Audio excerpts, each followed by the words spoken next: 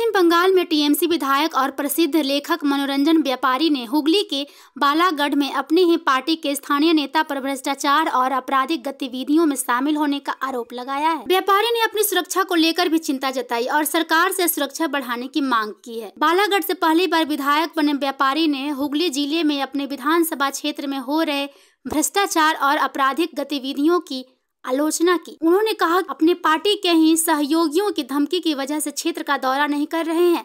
उन्होंने आरोप लगाया कि स्थानीय नेताओं ने इसका विरोध करने पर गंभीर परिणाम भुगतने की धमकी भी दी है। उन्होंने कहा, मैं यह सोचकर टीएमसी में शामिल हुआ था कि मुझे जनता के लिए काम करने के लिए एक मंच मिलेगा, लेकिन बालागढ़ में कुछ स्थानीय टीएमसी नेता अपराध और भ्रष्टाचार का शो चला रहे हैं। जब मैंने इसका विरोध किया तो उन्होंने धमकी दी कि मुझे मार दिया जाएगा।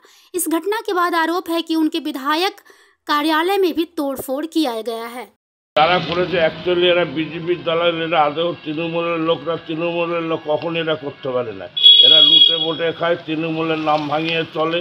হ্যাঁ, এরা প্রয়োজনে তৃণমূলের ঝান্ডা নেয়, এরা আদৌ তৃণমূলের, এরা হচ্ছে অরিজিনাল বিজেপির দলাল। পুষ্ট বিজেপির মদক পুষ্ট তৃণমূলের দুষ্কৃতীরা, বিজেপির মদক পুষ্ট তৃণমূলের দুষ্কৃতীরা এটা ঘটিয়েছে। আনুমানিক রাত 12টা নাগাদ, আমি 8টা অবধি ছিলাম, তখন অবধি অফিস ঠিক আছে, কিন্তু রাত্রেবেলা 9টার টিভির খবরে একটা খবর দিয়ে গেলাম মনোরঞ্জন ব্যাপারী, তারপরে এই ঘটনাটা ঘটিয়েছে। দোষীরা শাস্তি পাক, দোষীরা শাস্তি পাক। সামনের লোকসভার ইলেকশন, মমতা দিদির হাত শক্ত করতে গেলে এই দুষ্কৃতকারীদের অবিলম্বে গ্রেপ্তার করা হচ্ছে এবং কঠোরতম শাস্তি দেওয়া উচিত। আমার নাম হচ্ছে বুদ্ধদেব বালা। দেখুন, এই বিষয়ে দলই বলবেন, জেলার অনেক নেতৃত্ব রয়েছেন, তাদেরকে প্রশ্ন করা, তারা উত্তরটা দেবে। আমি আমার এখতিয়ারের বাইরে উত্তর দিতে পারি না। আপনার বিরুদ্ধে ওই মানুষটা সম্পর্কে কি বলতে পারি? আপনারা নিজেরাও বুঝতে পারছেন তিনি কি বলছেন। কখন সকাল হয় কখন রাত হয় যার জ্ঞান নেই, সে কাকে কি বললো, কাকে কি ভাবলো, তাতে আমাদের বিন্দুমাত্র মাথা ব্যথা নেই। আপনার বিরুদ্ধে বারবার আমাকে করবে না তো কি বুথের কোনো নেত্রীকে করবে? আমাকে করলে টাইম লাইনে আসা যাবে। আমি পুরাতন রাজনৈতিক কর্মী। বিরোধীরা বলছে যে ক্ষমতা দখলের লড়াই চলছে একটা দল। ক্ষমতা কখনো দখল করে রাখা যায় না। ক্ষমতা দখল যারা করেছে, শকুন, পাঠান, মোগল, ইংরেজরা করেছে, কালের নিয়মে রবীন্দ্রনাথের ওই কথাটাই মনে পড়বে। ওরা কাজ করে, তারাই কালজয়ী হয়, যারা প্রত্যেক দিন ঘাম ঝরিয়ে মানুষের সাথে পরিশ্রমের মাধ্যমে থাকে। ক্ষমতা দখল হয় না, ভালোবাসার মাধ্যমে থাকা যায়। আজকে আপনি কার বিরুদ্ধে? আমি মনোরঞ্জন ব্যাপারীর বিরুদ্ধে এবং তার সাকরেদদের বিরুদ্ধে অভিযোগ করলাম। এই দ্বন্দ্ব কি নবয়ন আদি তৃণমূল, যেটা শীর্ষ স্তর থেকে? না, এখানে কোনো নব আদি নয়। কে নব কে আদি? বয়স হিসাবে মনোরঞ্জন ব্যাপারী বয়সে আমার থেকে অনেক সিনিয়র, কিন্তু রাজনীতিতে আমি অনেকের থেকে সিনিয়র, কারণ আমি ছাত্র রাজনীতি দিয়ে করেছি। তাহলে আপনারা কি দিয়ে এটা বিচার করবেন? বয়স দিয়ে না কে কতদিন ধরে রাজনীতি করছে সেইটা দিয়ে? নমস্কার, আপনাদের সবাইকে অসংখ্য ধন্যবাদ এবং প্রত্যেককেই আমি হ্যাপি নিউ ইয়ার জানাচ্ছি।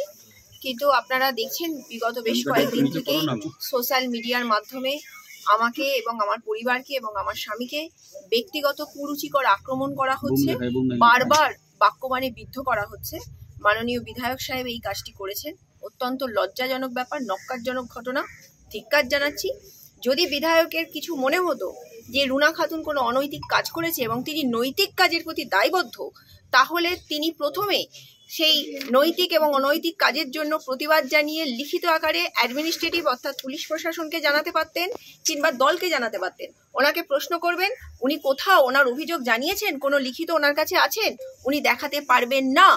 ওনার উদ্দেশ্য ব্যক্তিগতভাবে রুনা খাতুনকে মেলাইন করা, কুরুচিকর আক্রমণ করা।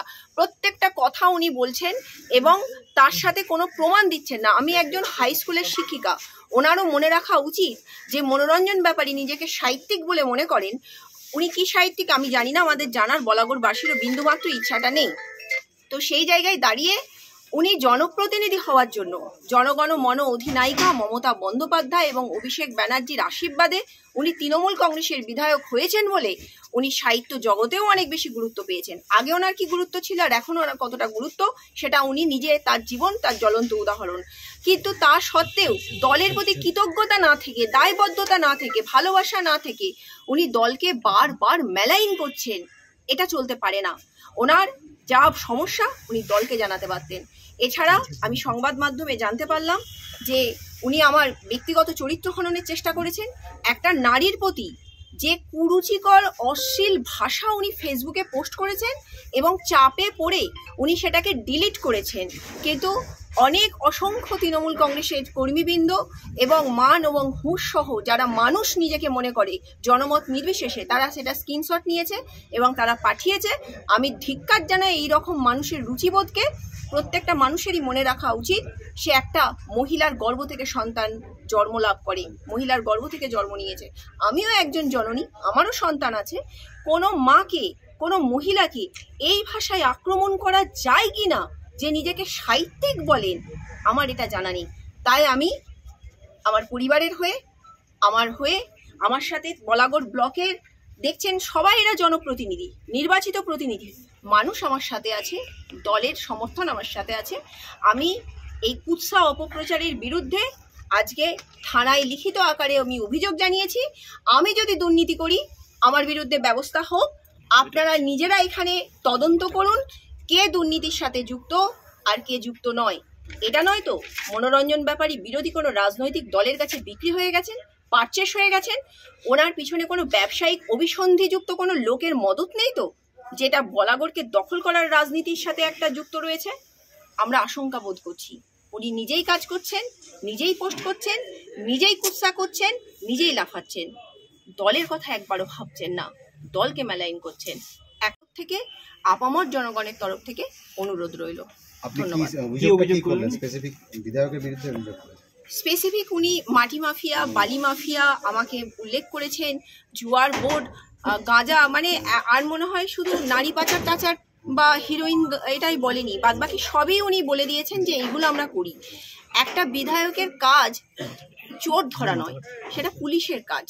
একটা বিধায়কের কাজ উন্নয়ন করা, রাস্তা করা, ঘাট করা, ড্রেনেজ ব্যবস্থা, পানীয় জল, শিক্ষাশ্রী, কন্যাশ্রী এগুলো সই করা, মানুষ পরিষেবা পাচ্ছে কিনা, স্বাস্থ্যসাথীর কার্ড পরিষেবা পাচ্ছে কিনা এইগুলো দেখা। যখন আমাদের মামাটি মানুষের নেত্রীর তরফ থেকে আমাদের দিদির সুরক্ষা কবচ বা কর্মসূচি হয়, সেখানে ওনাকে মানুষ দেখতে চায়, কর্মীরা দেখতে চায়, সেখানে দেখা যাচ্ছে না।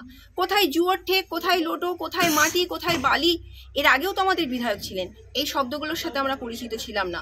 মনোরঞ্জন ব্যাপারী বিধায়ক হওয়ার পর এই শব্দগুলোর সাথে বলাগড়বাসী পরিচিত হয়েছে।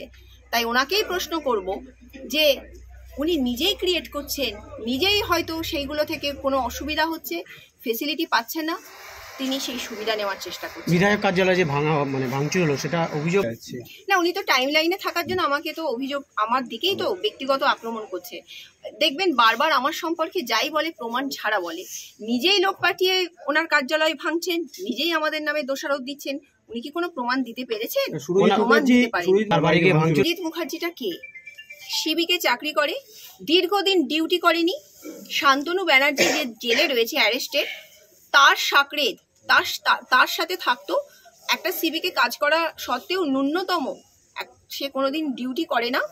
সে এখন বাঁচার জন্য ব্যাপারীর হয়ে নিশ্চয়ই এই তার শিখিয়ে দেওয়া কথাগুলোই বলবে, নইলে তার চাকরি চলে যেতে পারে এই আশঙ্কায়। কাজেই শান্তনু ব্যানার্জি কি ছিল, কেন তাকে জেলে যেতে হয়েছে, এ তো নতুন করে বলার নয়।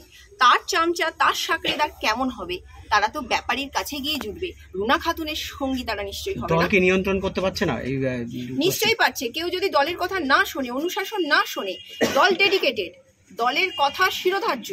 আমি ছাত্র রাজনীতি করে উঠে আসা মেয়ে, দীর্ঘদিন আমি তো মুখ খুলিনি আপনাদের কাছে। আমি তো কারোর সম্পর্কে ব্যক্তিগত আক্রমণ করছি না, আমি তো কিছু কথা বলছি না।